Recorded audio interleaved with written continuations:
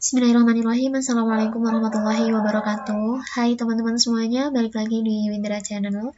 Mari kita awali dengan Bismillahirrahmanirrahim dan semoga Allah memudahkan serta meluluskan kita dalam ujian. Amin ya rabbal alamin. Kali ini kita akan bahas kisah-kisah nomor 61 sampai dengan nomor 64. Fokus bahasanya adalah terkait tafsir bil matsur, tafsir ar-ra'yi, kemudian tafsir tahlili dan tafsir maudu'i serta kitab tafsir maudu'i. Sebelumnya kita lihat dulu ya pembagian dari macam-macam penafsiran Al-Quran. Itu dibagi menjadi dua. Yang pertama itu metode manhaj, kemudian cenderung aliran fil maz'ah, fil ittijah, alwan atau corak tafsir. Jadi metode manhaj itu dibedakan menjadi 4 hal. Yang pertama berdasarkan sumber penafsiran itu ada bil matsur, bil ra'yi, bil isyari atau takwil, kemudian cara penjelasan itu ada bayani, ada muqarrin, kemudian dari keleluasaan penjelasan itu ada ijmali, tafsili, kemudian nomor 4 ada sasaran tertib ayat itu ada tahlili, maudu'i, kemudian nuzuli. Kemudian dari kecenderungan aliran fil nazah itu ada tafsir lughawiyah adabi, tafsir fikhi atau ahkam, tafsir sufi, tafsir i'tiqadi, tafsir falsafati, tafsir falsafi, tafsir asyri atau ilmi, dan tafsir ijtimai. Tentu saja dari beberapa pendapat ini bisa saja berbeda ya teman-teman.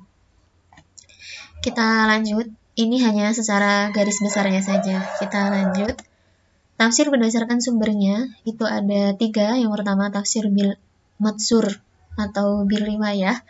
Itu adalah tafsir, cara menafsirkan ayat-ayat Al-Quran yang bersumber dari nas-nas, baik nas Al-Quran, sunnah Rasulullah, pendapat sahabat, ataupun perkataan tabi'in. Tafsir bil dirayah atau bil ra'yi. Tafsir bil dirayah adalah menafsirkan Al-Quran berdasarkan ijtihad mufassir setelah mengenali lebih dahulu bahasa Arab dari berbagai aspeknya serta mengenali aspek-aspeknya, lafal-lafalnya, dan segi argumentasi yang dibantu dengan menggunakan syair-syair jahili mufassir. Kemudian tafsir al-isyarah itu mentakwilkan atau menafsirkan ayat yang tidak menurut zahirnya berdasarkan isyarat yang samar yang hanya diketahui oleh orang yang berilmu dan bertakwa. Tafsir Al-Quran berdasarkan metodenya itu ada 4 ya. Ini sedikit berbeda dari peta konsep yang ada di awal tadi.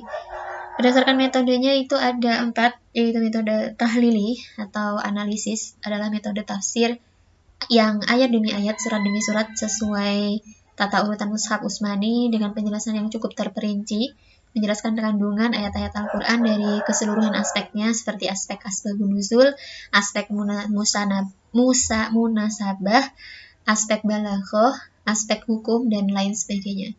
Kemudian metode ijmali atau global adalah metode tafsir yang menjelaskan ayat-ayat Al-Quran dengan cara mengemukakan makna yang bersifat global dengan menggunakan bahasa yang ringkas sehingga mudah dipahami. Mufassir menghindari uraian yang bertele-tele serta istilah-istilah dalam ilmu-ilmu Al-Quran. Dalam bahasa lain, mufassir menjelaskan pesan-pesan pokok dari ayat yang ditafsirkan. Metode muqarran, yaitu metode komparatif, adalah metode tafsir yang menjelaskan ayat-ayat Al-Quran dengan membandingkan ayat Al-Quran dengan hadis atau pendapat satu tokoh mufassir dengan mufassir lain dalam satu atau beberapa ayat yang ditafsirkan, atau membandingkan Al-Quran dengan kitab suci lain. Metode ini lebih bertujuan untuk menganalisis persamaan dan perbedaan dalam penafsiran Al-Quran daripada menganalisis kandungannya. Kemudian metode maudu'i atau tematik adalah metode tafsir yang menjelaskan ayat-ayat Al-Quran dengan mengambil suatu tema tertentu, kemudian mengumpulkan ayat-ayat yang terkait dengan tema tersebut, lalu dijelaskan satu persatu dari sisi penafsirannya, dihubungkan antara satu dengan yang lainnya sehingga membentuk suatu gagasan yang utuh dan komprehensif mengenai pandangan Al-Quran terhadap suatu tema yang dikaji. Kita lanjut. Untuk kisi-kisi nomor 61 sampai 62 itu adalah terkait tafsir bil matsur dan tafsir bil ra'yi. Ditinjau dari sumber penafsiran, itu tadi ya ada 3. yang menjadi pokok bahasan di sini ada dua, yaitu tafsir bil matsur, menafsirkan Al-Quran didasarkan penjelasan-penjelasan Al-Quran yang diperoleh melalui riwayat-riwayat pada sunnah, hadis maupun atsar. Bahkan sebuah ayat Al-Quran dapat dijelaskan dengan ayat-ayat Al-Quran yang lain. Tafsir bil matsur, ketika seorang mufasir menjelaskan makna kata dengan mengambil pendapat sahabat Ibnu Abbas tentang yu'minuna dipakai yusaddiquna atau membenarkan.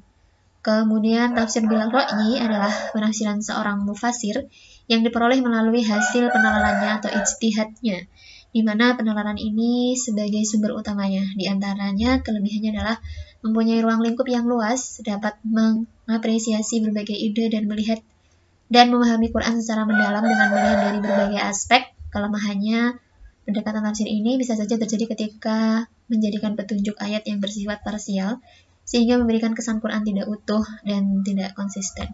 Jadi masing-masing metode itu punya kelemahan ataupun kelebihan masing-masing ya teman-teman. Kalau untuk bil matsur itu lebih ditekankan menafsirkan Al-Quran dengan penjelasan-penjelasan Al-Quran atau as-sunnah atau hadis Rasulullah. Kalau tafsir bil al-ra'yi itu lebih ditekankan kepada penalaran atau ijtihad. Oke, kita lanjut. Untuk 63-64 itu adalah tentang metode tahlili dan metode maudhu'i. Metode tahlili itu analisis, metode dalam menjelaskan ayat Al-Quran dengan cara menguraikan ayat demi ayat, surat demi surat sesuai tata urutan dengan penjelasan yang cukup terperinci, menjelaskan ayat disertai aspek qiraat, asbabun nuzul, munasabah, balaghah, hukum, dan lain sebagainya. Jadi kalau tahlili ini lebih ditekankan kepada metode analisis ya, ayat demi ayat gitu. Kemudian nomor 2, metode maudhu'i itu lebih ditekankan kepada tematik. Metode menjelaskan ayat Al-Quran dengan mengambil suatu tema tertentu. Kelemahan yaitu seringkali melakukan pemenggalan ayat dikarenakan memiliki permasalahan yang berbeda, sehingga menyebabkan pemahaman ayat berkurang. Sedangkan kelebihannya mampu menjawab kebutuhan zaman yang ditujukan untuk menyelesaikan suatu permasalahan, praktis dan sistematis, serta dapat menghemat waktu, dinamis, sesuai dengan kebutuhan zaman, membuat pemahaman menjadi utuh.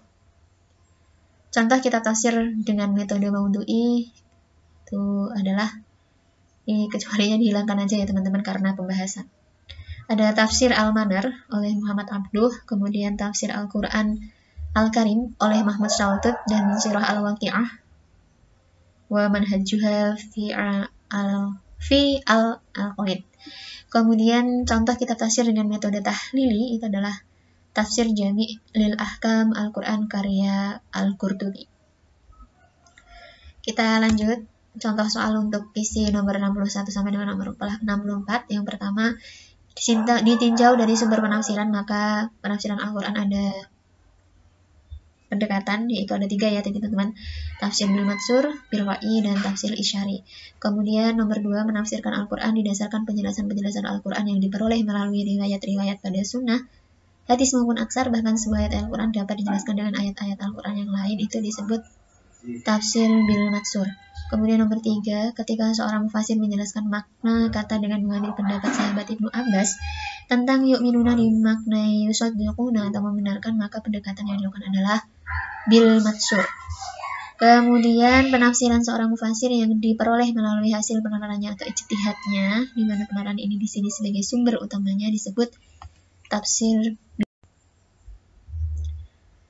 Kemudian nomor 5, di antara kelebihannya adalah mempunyai ruang lingkup yang luas, dapat mengapresiasi berbagai ide dan melihat dan memahami Quran secara mendalam dengan melihat dari berbagai aspek, merupakan metode tafsir bil ra'yi.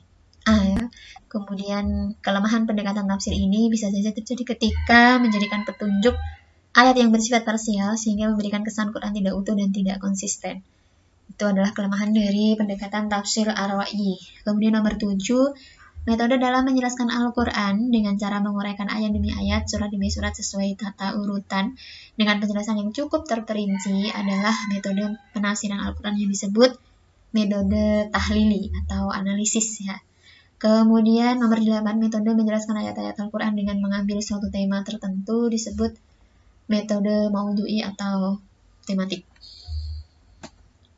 Nomor 9, suatu metode yang memiliki kelemahan yaitu seringkali melakukan pemenggalan ayat dikarenakan memiliki permasalahan yang berbeda sehingga menyebabkan pemahaman ayat berkurang. Kelemahan ini dimiliki oleh al-maudu'i atau tematik.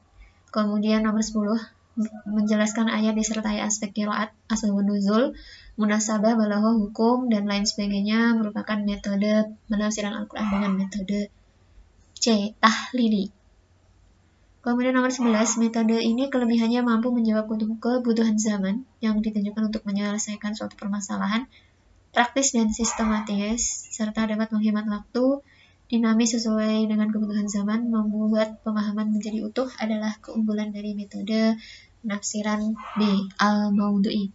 Kemudian nomor 12, di bawah ini merupakan contoh kitab tafsir dengan metode maudu'i, kecuali, berarti yang bukan ya, itu adalah Tafsir Jami al-Ahkam Al-Quran karya Al-Qurtubi, karena di sini merupakan contoh dari kitab tafsir tahlili. Kemudian yang merupakan contoh kitab tafsir maudu'i itu ada Tafsir Al-Manar Al-Muhammad oleh Muhammad Abduh, kemudian Tafsir Al-Quran Al-Karim oleh Mahmud Saltut, dan Sirah Al-Waqi'ah Manhajuha fi Al-Aqaid. Itu merupakan contoh dari metode kitab dengan metode maudu'i. Oke teman-teman, pembahasan untuk kisi-kisi nomor 61 sampai dengan 64 sudah selesai. Mudah-mudahan bermanfaat. Kalau ada salah dalam saya menjelaskan, saya mohon maaf. Dan selalu menerima sharing dari teman-teman. Bisa teman-teman ketikkan di kolom komentar ya. Kalau misalnya ada silang pendapat atau ada kesalahan atau bagaimana, bisa kita bahas bersama-sama. Oke teman-teman, terima kasih sudah menyimak. Sekian dulu dari aku. Wassalamualaikum warahmatullahi wabarakatuh. See you next video.